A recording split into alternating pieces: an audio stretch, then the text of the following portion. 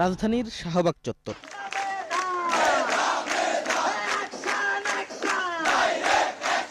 সরকারি চাকরিতে কোটা প্রথা বাতিলের দাবিতে শুরু হওয়া একটি নিখাত অরাজনৈতিক ছাত্র আন্দোলন, যা ঘটনার পালাক্রমে রূপ নেয় সরকার পতনের আন্দোলনে।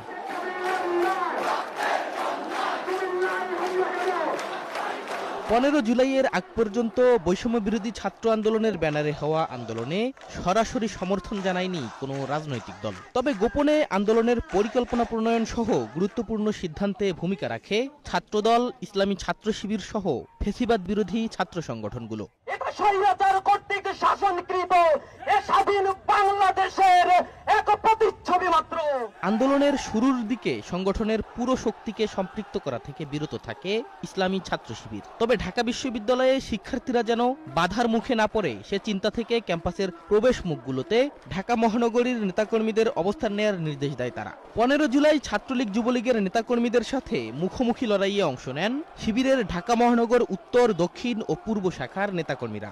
আমরা জাস্ট এতটুকু পরিকল্পনা করলাম যে হাসপাতালে যারা আক্রমণ করতেছে তাদের বিরুদ্ধে আমরা শক্ত প্রতিরোধ করে তুলব, যার ফলে আমরা ঢাকার 2-1টা মহানগরীকে আমরা ঢাকা মেডিকেলে পাঠাইছি যে তোমরা যদি মেডিকেলে যারা আসবে হামলা করতে, তোমরা তাদেরকে ওইখান থেকে তোমরা একটা প্রতিরোধ করে তাদেরকে তোমরা ধাওয়া দিবা। পরিকল্পনা ছিল যে আমরা যাতে ঢাকা বিশ্ববিদ্যালয়ের যে কর্মসূচিটা ঘটতে হবে এটা যাতে সুন্দরভাবে সুষ্ঠুভাবে হয়।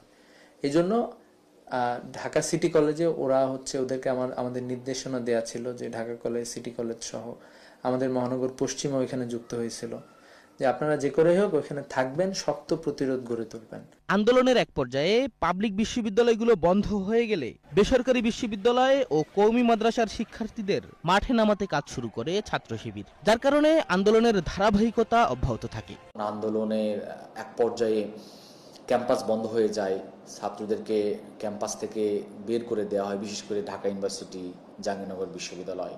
তখন প্রাইভেটের বা জাতীয় ইউনিভার্সিটির ছাত্রদেরকে আমরা মাঠে নামাই। এক্ষেত্রে আমরা প্রাইভেটের দায়িত্বশীল যারা তারা সাধারণ ছাত্রদের সাথে আমরা সরাসরি সমন্বয় মিটিং করি, তাদেরকে মাঠে নামার জন্য আমাদের পক্ষ থেকে চেষ্টা ছিল।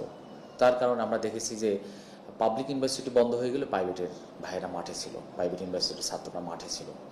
এবং মাদ্রাসার ছাত্রদেরকে মাঠে নামানোর ক্ষেত্রে কওমি ঘরানা যে সকল ছাত্র সংগঠন আছে, কওমি মাদ্রাসায় কেন্দ্রিক যে সকল ছাত্র সংগঠনের কাজ বেশি, আমরা তাদেরকেও অ্যাকোমোডেট করি, তাদের মাধ্যমে কওমি মাদ্রাসা ছাত্রদেরকে মাঠে নামাই। সারা দেশে ইন্টারনেট বন্ধ হয়ে গেলে কিছুটা বিপাকে পড়ে আন্দোলনকারীরা। সে সময় নানা কৌশলে আন্দোলন এগিয়ে নেওয়ার পরিকল্পনা করে ছাত্র শিবির। তারা আন্দোলনের প্রধান লক্ষ্যবস্তু হিসেবে ঠিক করে গণভবনটি। সে অনুযায়ী স্বৈরাচারী প্রধানমন্ত্রী শেখ হাসিনার বাসভবনের আশেপাশের এলাকা মিরপুর, মোহাম্মদপুর, ধানমন্ডি, মহাখালী এলাকায় অবস্থান জোরদার করে। আমরা তো সবাই রাস্তায় নামতেছি এবং রাস্তায় নেমে সবাই মারা যাচ্ছে, এরকম একটা অবস্থা।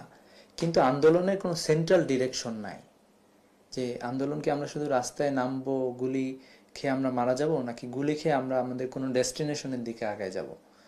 তো ওই সময়টাতে আমি চিন্তা করি, একটা ছক আঁকাই ফেলি যে আসলে আমরা কোন দিকে আগাইতে পারি।